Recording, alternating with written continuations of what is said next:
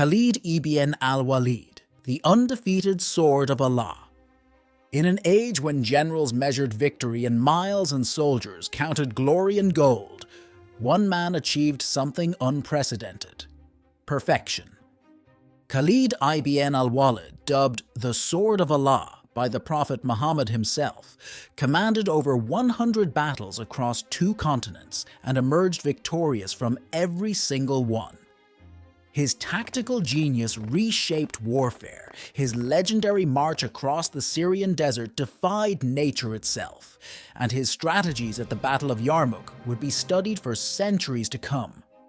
Yet this was the same man who had once fought fiercely against Islam, only to become its greatest military champion, a transformation that would alter the course of history.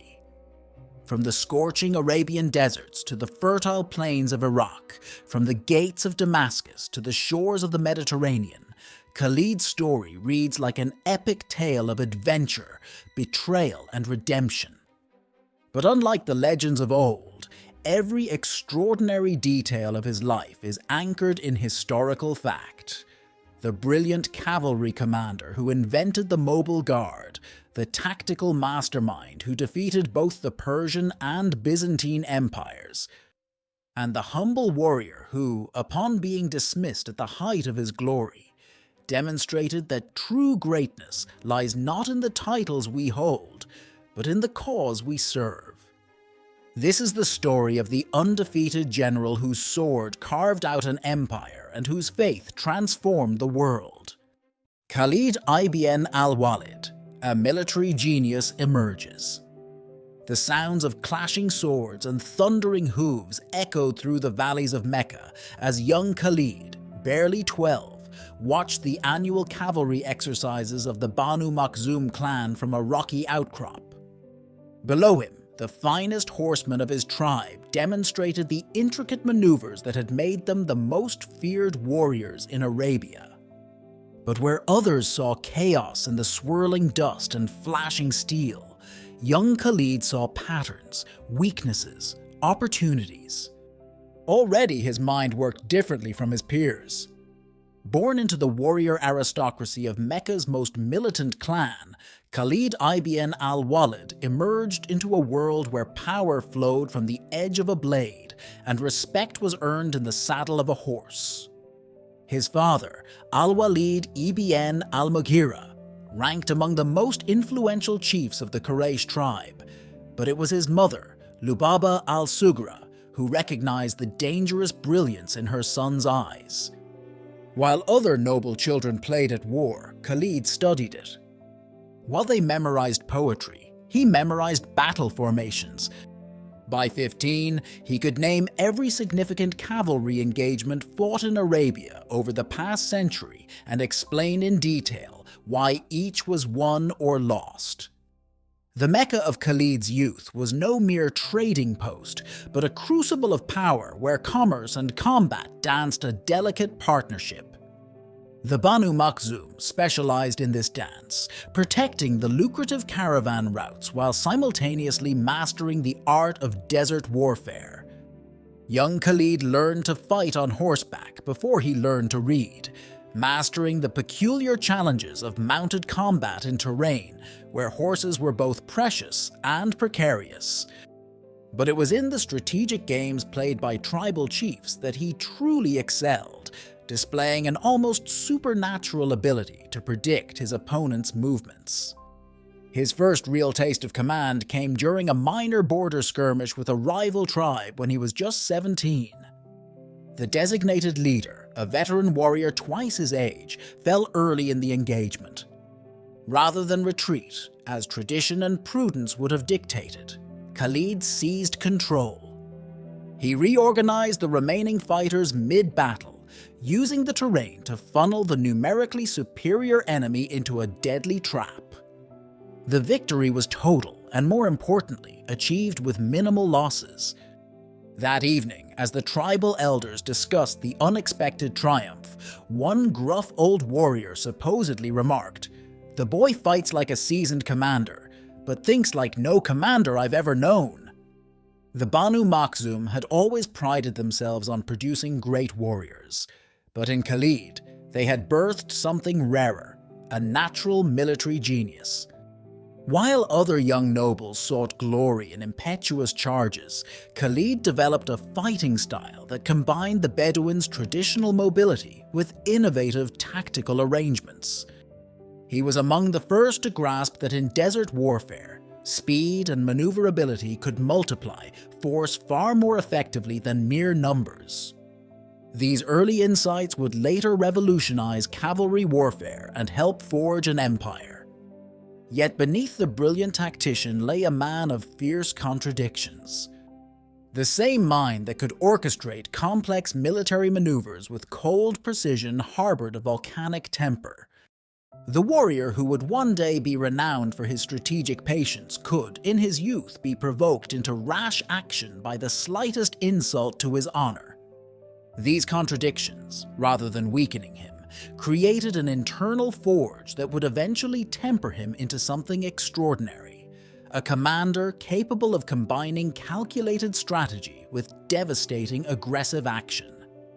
As the century turned and tensions in Arabia rose, few could have predicted that this young warrior aristocrat, still unknown beyond the immediate vicinity of Mecca, would soon shake the foundations of the world's greatest empires. Fewer still could have imagined that the military genius who emerged from the harsh school of tribal warfare would one day serve a cause far greater than tribal honor or personal glory. But first, Khalid ibn al-Walid would have to face his greatest challenge, fighting against the very faith he would eventually champion with unmatched devotion and skill. Khalid's inner conflict. The Battle of Uhud and beyond. The Battle of Uhud dawned with an eerie silence. From his vantage point on the mountain's flank, Khalid surveyed the field where 3,000 Meccan warriors faced a smaller Muslim force. His eyes narrowed as he noted Muhammad's chosen position. The Prophet had anchored his flank against the mountain, a sound tactical choice that limited the Meccans' superior mobility. A ghost of a smile played across Khalid's face. In that moment, he recognized a kindred strategic mind. The initial clash unfolded exactly as the Meccan leaders had planned, with their superior numbers and equipment pushing back the Muslim center. But Khalid, commanding the Meccan cavalry, held his horsemen in check. He had spotted something the other commanders had missed, a small contingent of archers positioned on a critical hillside, protecting the Muslim flank. These 50 bowmen effectively neutralized the Meccan cavalry's advantage, pinning Khalid's force in place. It was elegant, simple, and devastatingly effective. Until the moment everything changed. Victory seemed within the Muslims' grasp, and the archers, against Muhammad's explicit orders, abandoned their position to join the pursuit of retreating Meccan forces. Khalid's reaction was instantaneous. Within moments, he had wheeled his cavalry around in a maneuver so precise it seemed choreographed. They struck the now exposed Muslim flank like a thunderbolt, turning the tide of battle. In that critical moment, Khalid demonstrated the combination of tactical insight and lightning execution that would later become his hallmark. Yet even as he orchestrated this devastating counterattack, something gnawed at him. The Prophet's strategic acumen had impressed him deeply. How had this merchant-turned-religious leader developed such military insight? The question lingered in his mind, joining a growing collection of uncomfortable observations about the movement he opposed. The Muslims fought with a discipline and purpose that transcended mere tribal loyalty.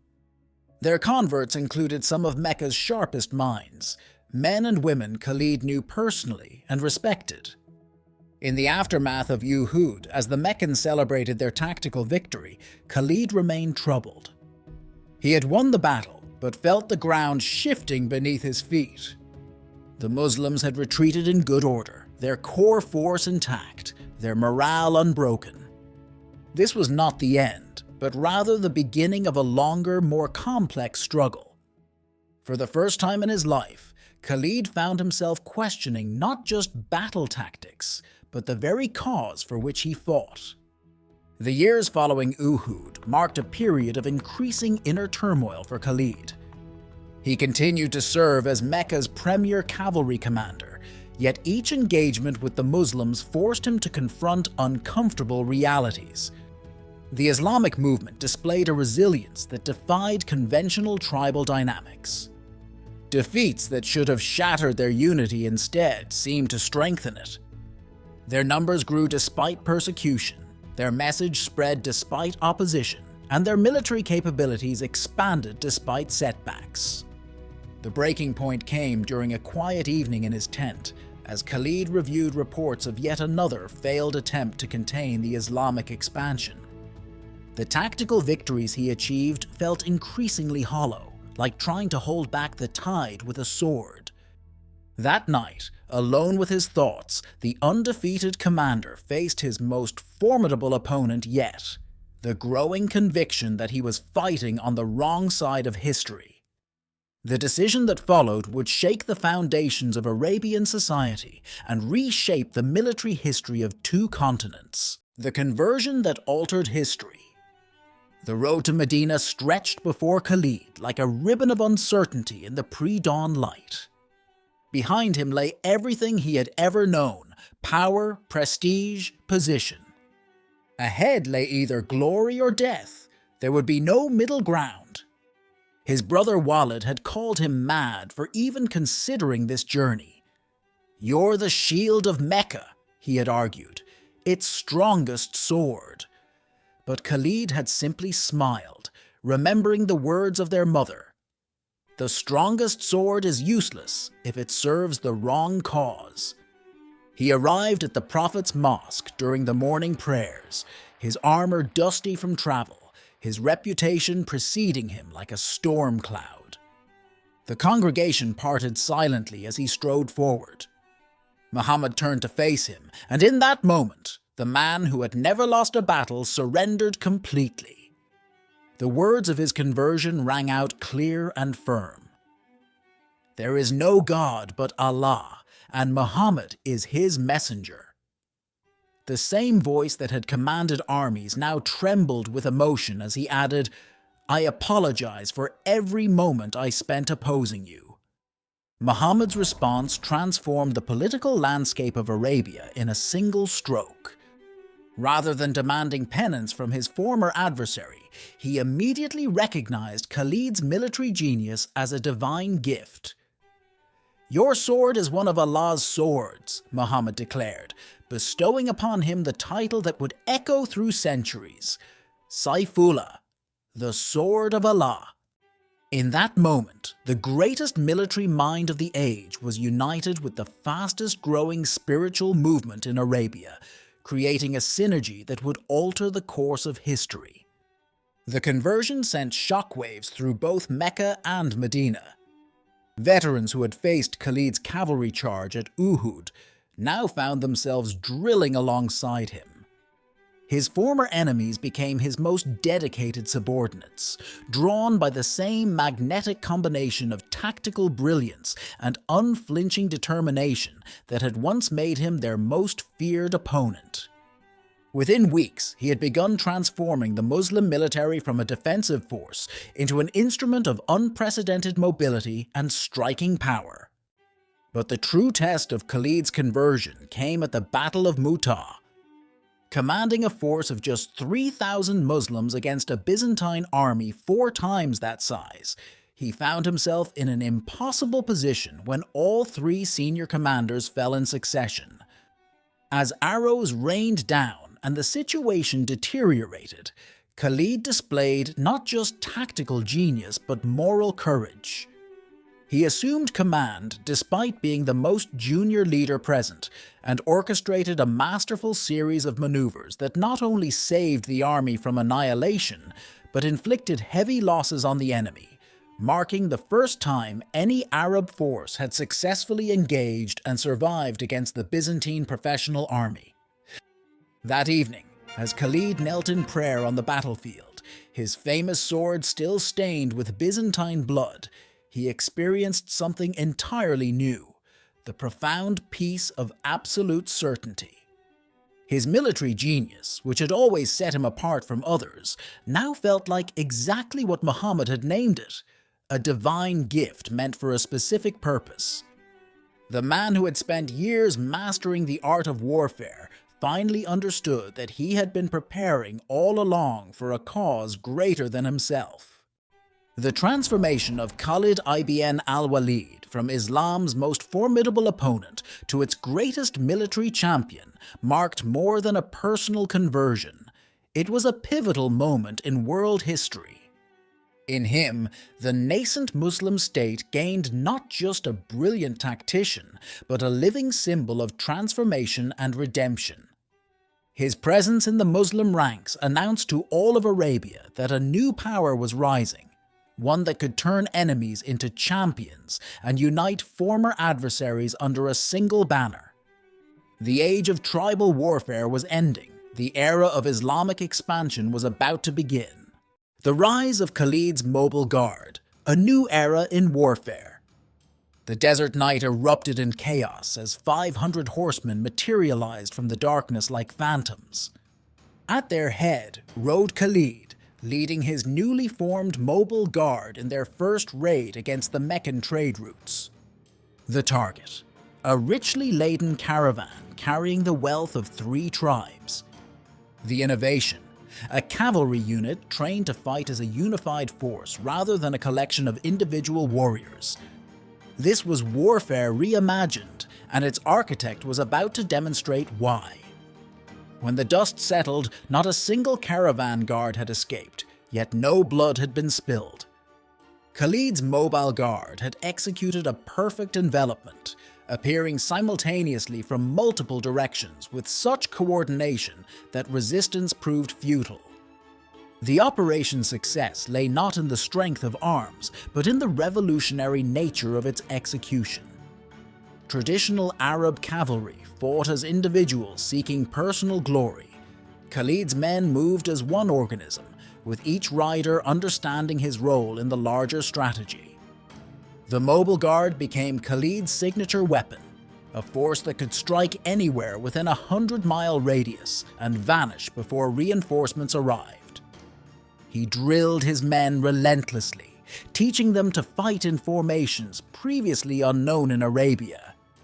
They learned to transition from column to line at full gallop, to execute complex flanking maneuvers in the dark, and to maintain perfect unit cohesion across rough terrain. Most importantly, they learned to subordinate individual heroics to collective success, a radical departure from traditional Arab warfare. Word of this new fighting force spread across Arabia like wildfire. Tribal chiefs who had scoffed at the idea of disciplined unit tactics suddenly found their traditional methods obsolete. A force of 500 under Khalid could rout 2,000 traditional warriors through superior organization and mobility. The mobile guard's reputation grew to such an extent that some tribes surrendered merely upon hearing of their approach. But Khalid's true genius lay in his ability to adapt these tactics to the harsh realities of desert warfare. He pioneered the use of camels as supply animals for his cavalry, creating a network of hidden water caches that extended his operational range far beyond what others thought possible. His men learned to travel at night using the stars for navigation, allowing them to strike from unexpected directions at dawn. These innovations transformed the mobile guard from a mere military unit into something entirely new, a strategic weapon capable of projecting power across vast distances. The culmination of these developments came at the Battle of Buzaka, where Khalid faced an army of tribal confederates. Instead of engaging directly, he split his mobile guard into 3 elements, using 2 to pin the enemy force, while the third executed a wide flanking maneuver. The maneuver required a 30-mile night ride through trackless desert, something no previous commander would have attempted. The resulting victory was so complete that had entered Arab military folklore, with poets comparing the precision of Khalid's cavalry to hunting falcons striking their prey. As his reputation grew, Khalid began attracting the finest warriors from across Arabia. But he accepted only those willing to subordinate their individual skills to his system of unified command. He created a detailed training regimen, personally supervising the transformation of proud tribal champions into disciplined cavalry officers. The Mobile Guard became not just a fighting unit, but a school of warfare, producing commanders who would later lead armies of their own. Yet, perhaps Khalid's greatest achievement was psychological. In a culture that celebrated individual heroism above all else, he created a military system based on coordination and collective action. His Mobile Guard demonstrated that disciplined teamwork could consistently triumph over individual valor. This lesson would prove crucial in the coming campaigns against the Byzantine and Persian empires, where Arab armies would face professional forces that had dominated the region for centuries. Khalid ibn al-Walid and the Ridda Wars, a strategic masterpiece. The death of Prophet Muhammad plunged Arabia into crisis. Tribes across the peninsula renounced their allegiance to Medina, claiming their oath had been to Muhammad personally, not to his successor Abu Bakr. As revolts erupted across the peninsula, the newly elected caliph faced a stark choice. Watch the Muslim state disintegrate or launch a desperate campaign to preserve it. In this darkest hour, Abu Bakr turned to the one commander he knew could accomplish the impossible. Khalid's response to the assignment was characteristically bold. Rather than wage a defensive campaign to protect Medina, he proposed a lightning offensive against the strongest rebel confederation first. "Strike the head of the snake," he argued before the War Council, "and the body will die." His target, the formidable false prophet Musaylimah, whose army of 40,000 battle-hardened warriors outnumbered Khalid's force by nearly 4-1. The campaign that followed would rewrite the rules of desert warfare. Khalid divided his army into 25 autonomous battle groups, each capable of independent operation, but trained to combine swiftly into larger formations when needed. These units swept across the landscape like a sandstorm, appearing simultaneously in multiple locations, striking rebel forces before they could concentrate, and vanishing into the desert before retaliation could be organized. In the decisive Battle of Garden of Death, Khalid unveiled another innovation that would become legendary. Facing Musaylimah's main army, he deployed his forces in a revolutionary crescent formation, with cavalry units positioned to exploit any gap that appeared in the enemy lines. When Musaylimah's troops charged, expecting to overwhelm the numerically inferior Muslim force through sheer weight of numbers, they found themselves caught in a deadly embrace. The crescent flexed but didn't break, channeling the enemy advance into killing zones where Khalid's archers wreaked havoc. But it was his treatment of defeated enemies that truly distinguished this campaign. Breaking with the brutal traditions of Arab warfare, Khalid offered generous terms to tribes that returned to the fold. Those who surrendered were required only to renew their oath to Medina and pay the prescribed alms tax. This policy of reconciliation proved as effective as his military victories in restoring unity to the Arabian Peninsula. The culmination of the Ridda Wars proved to be Khalid's masterpiece of psychological warfare. Surrounding a rebel stronghold, he sent a message to its defenders. You can have Khalid ibn al-Walid's personal guarantee of safe passage, or you can face his army in battle. Choose quickly. The fortress surrendered without a fight. When asked later why he capitulated so readily, the rebel chief replied, "Because half my men wanted to flee at the mention of his name alone." As the dust settled on the Ridda Wars, what emerged was more than just a restored political unity. Khalid had forged the scattered fighting men of Arabia into something unprecedented, a professional army capable of complex operations across vast distances.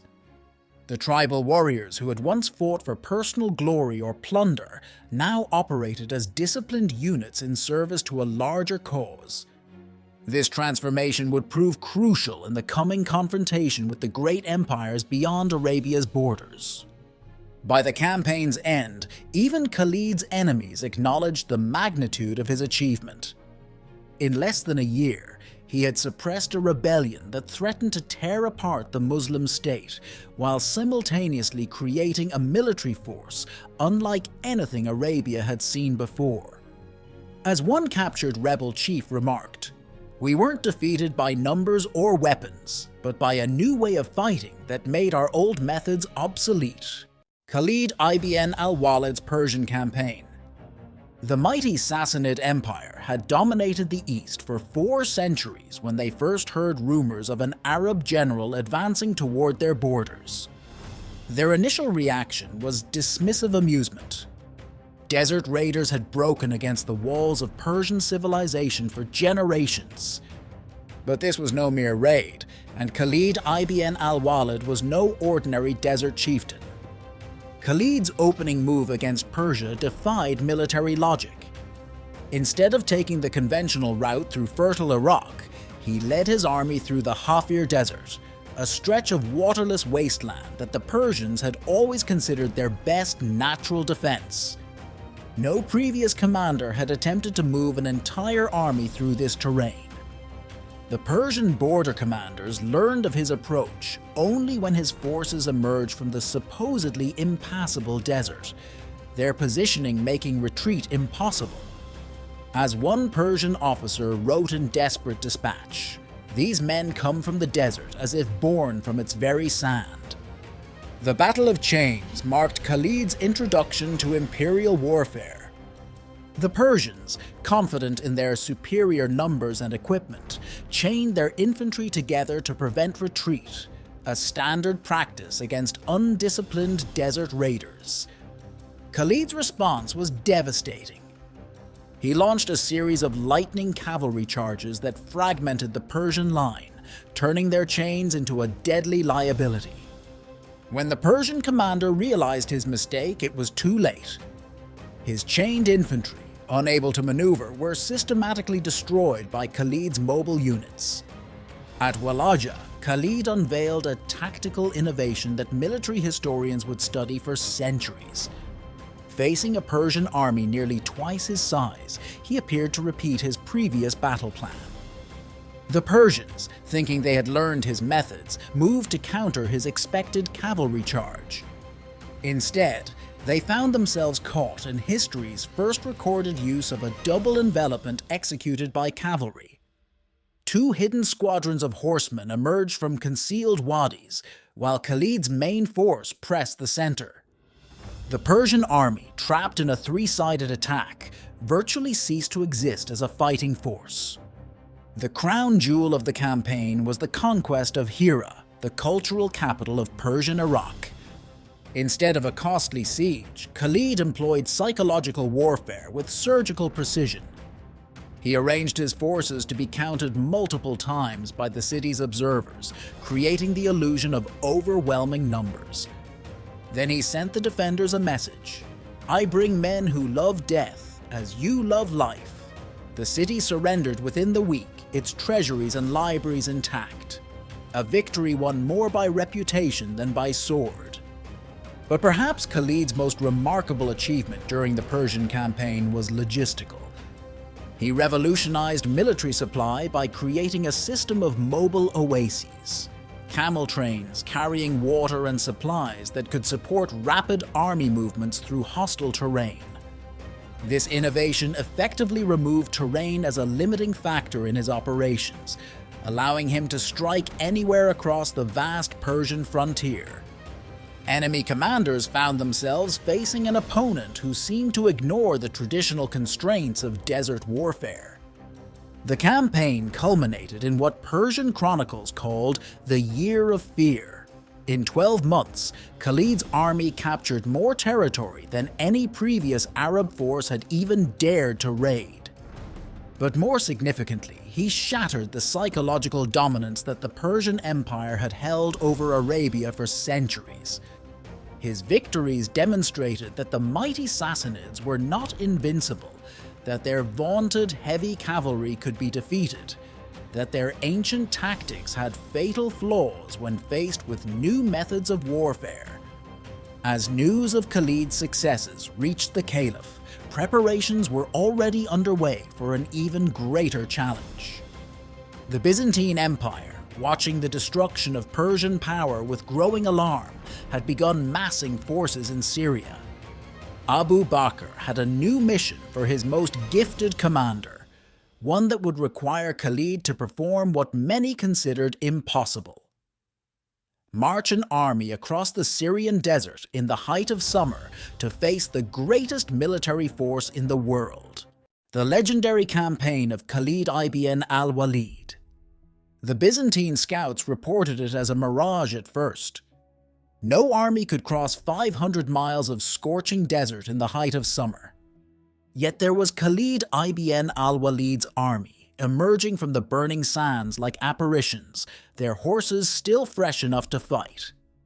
The crossing, later known as Khalid's March, covered the distance in just 10 days.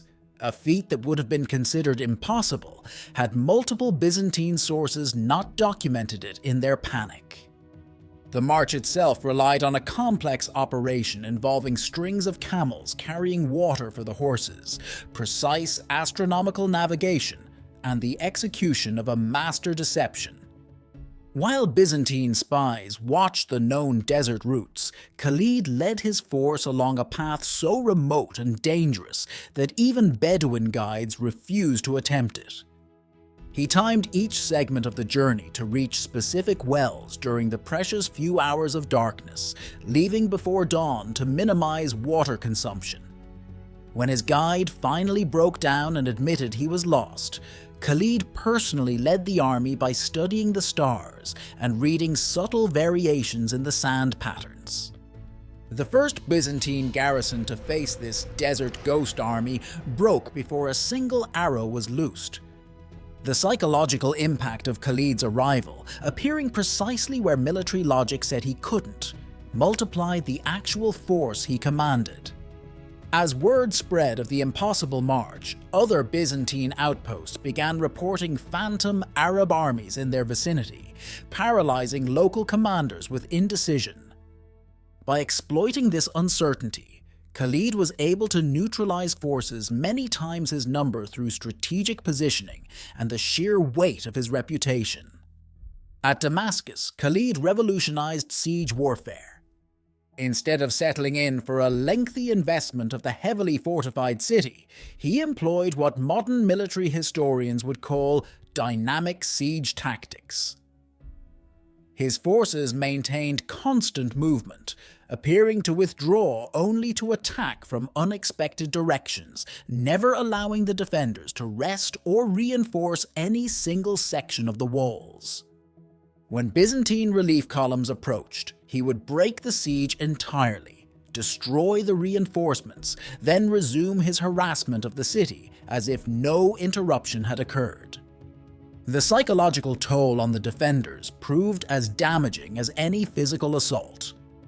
The culmination of these innovations came at the Battle of Marj Rahit, where Khalid faced a Byzantine force employing combined arms tactics, heavy cavalry, infantry, and archers working in coordination. Rather than meet this professional army in traditional combat, he unleashed what became known as the rolling desert tactic.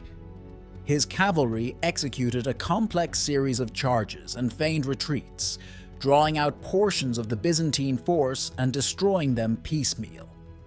The precision required for these maneuvers was unprecedented. Any mistiming would have resulted in disaster. Instead, the Byzantine army found itself systematically dismantled by an opponent who seemed to turn their own momentum against them.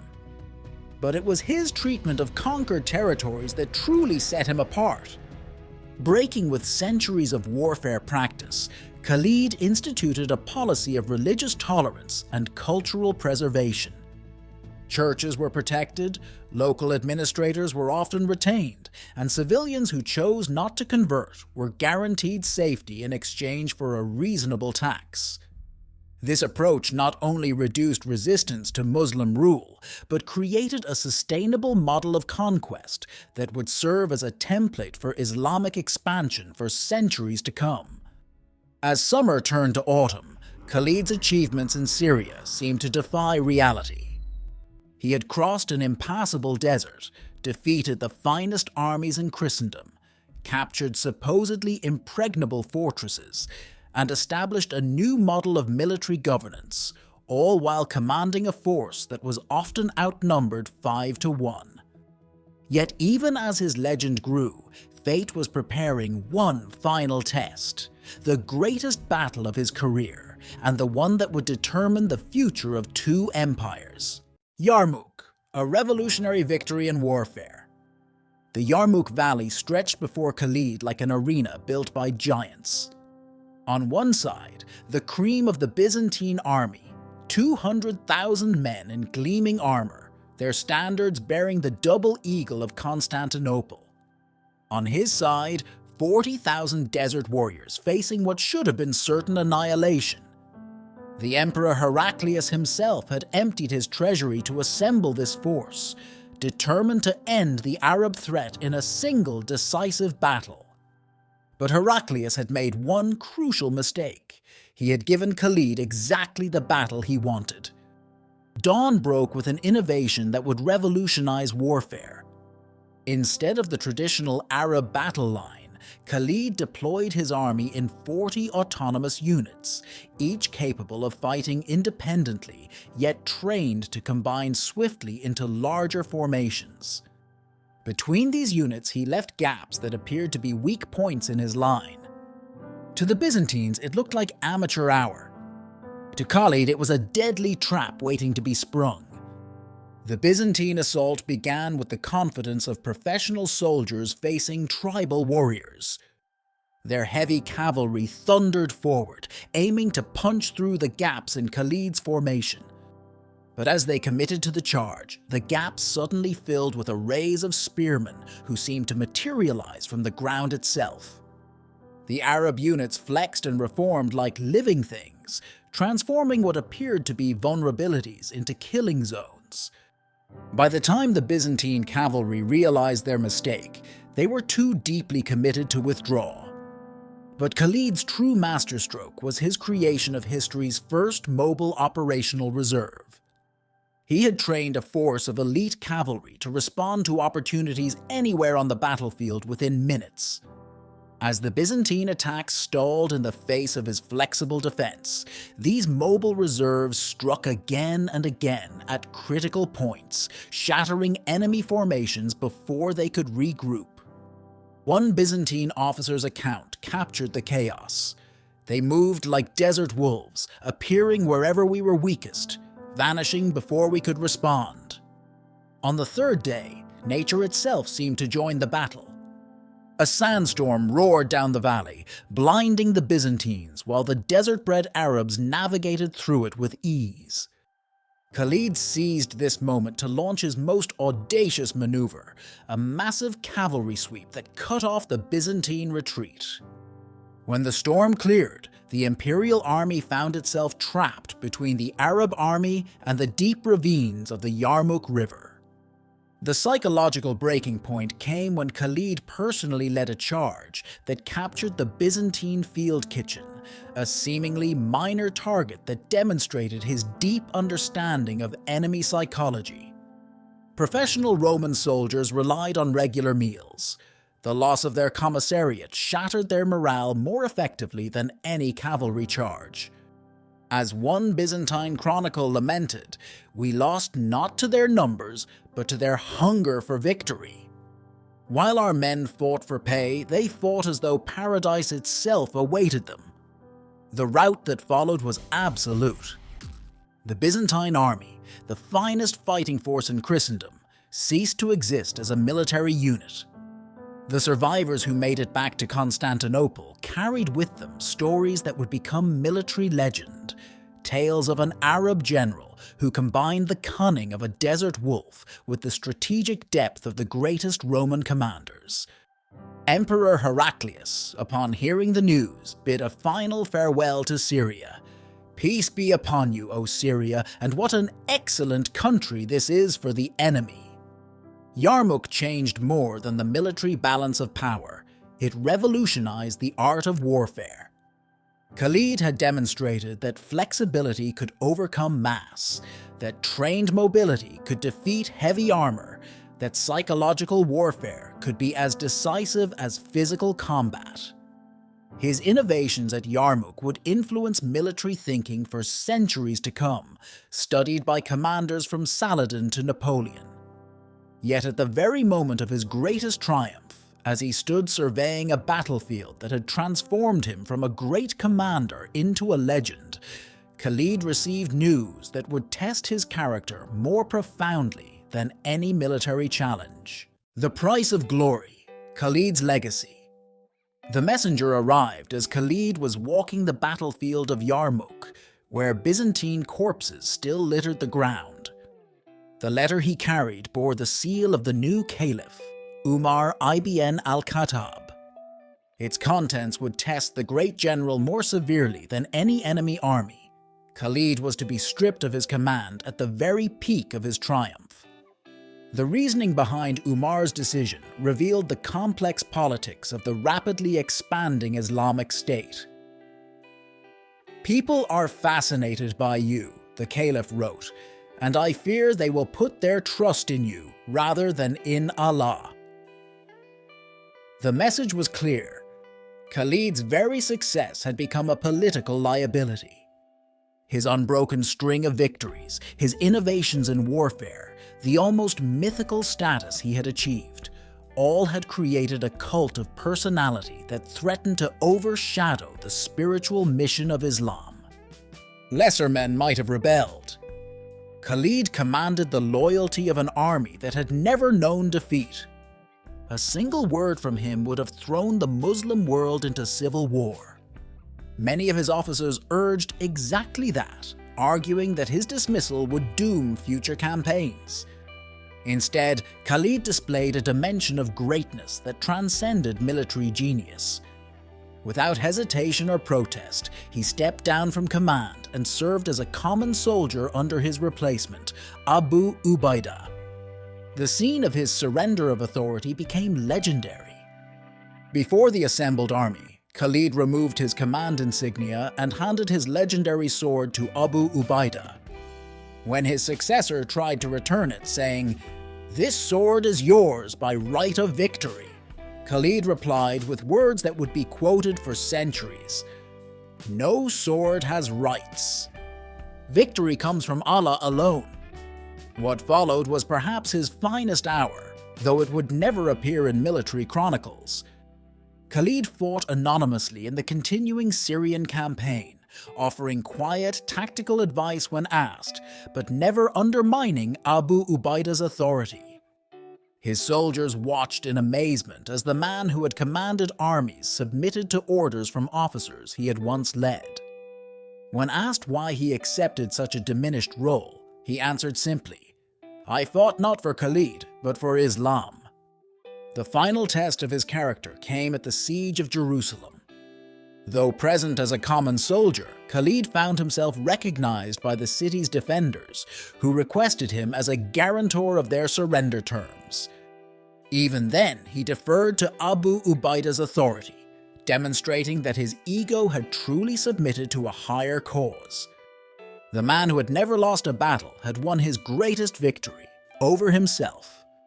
In retirement, Khalid lived modestly in homes, receiving a steady stream of visitors seeking military advice or simply hoping to meet the legend. He spent his final years teaching young officers the principles of warfare, ensuring that his tactical innovations would survive him. When asked about his greatest battle, he would invariably reply, "Yarmouk was my finest victory, but accepting dismissal was my finest moment." The manner of his death revealed the final irony of his life. The man who had survived 100 battles, who had personally fought in the front lines against the mightiest empires of his age, died peacefully in his bed. As he lay dying, he spoke words that captured both the warrior and the man. "I have fought in so many battles seeking martyrdom, and in the end, I die on my bed like an old camel. May the eyes of cowards never rest." His burial reflected the duality of his legacy. Though he died possessing only his horse, his armor, and his weapons, his funeral was attended by thousands. Common soldiers wept alongside generals, former enemies prayed beside old comrades, all united in recognition that they had witnessed the passing of someone extraordinary. A man who had revolutionized warfare, yet remained humble enough to serve as a common soldier. A supreme commander who proved his greatest strength lay not in his ability to lead armies, but in his willingness to step aside for a greater cause. Khalid ibn al-Walid, a legacy of military innovation and ethical leadership. A century after Khalid's death, a young commander named Tariq ibn Ziyad stood at the Strait of Gibraltar, preparing to launch the Muslim conquest of Spain. In his tent lay a worn copy of Khalid's tactical manual, its pages annotated with careful observations. That night, as his officers gathered to plan the invasion, Tariq began the council with a simple question. How would the sword of Allah approach these shores? From the windswept steppes of Central Asia to the sun-baked plains of North Africa, Khalid's military innovations transformed warfare. His mobile guard concept became the template for Muslim armies across 3 continents. The Mamluk cavalry of Egypt, the Ottoman Sipahi, and even the Mongol Tumans would adopt variations of his flexible unit tactics. His methods of desert warfare remained unmatched until the mechanized campaigns of World War II, when German Field Marshal Erwin Rommel unknowingly employed many of the same principles in the North African theater. But perhaps Khalid's most profound legacy lay not in his tactical innovations, but in his revolution of military leadership. He shattered the ancient model of the warrior king, replacing it with something entirely new. The professional commander who served a cause greater than himself. His ability to combine strategic brilliance with personal humility created a template for military leadership that transcended its time and place. When Napoleon studied the campaigns of history's great captains, he found in Khalid's battles principles that would later appear in his own operations at Austerlitz and Jena. The academic world rediscovered Khalid in the 20th century, when military historians began to recognize his role in bridging the gap between classical and medieval warfare. His innovations, the mobile guard, flexible unit tactics, psychological warfare, and strategic mobility, represented a clean break from both Roman and Persian military traditions. He had created something entirely new.